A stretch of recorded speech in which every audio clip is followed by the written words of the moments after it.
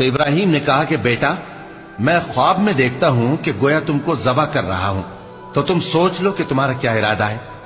انہوں نے کہا کہ ابا جان، جو آپ کو حکم ہوا ہے وہی کیجئے، اللہ نے چاہا تو آپ مجھے صابروں میں پائیے گا۔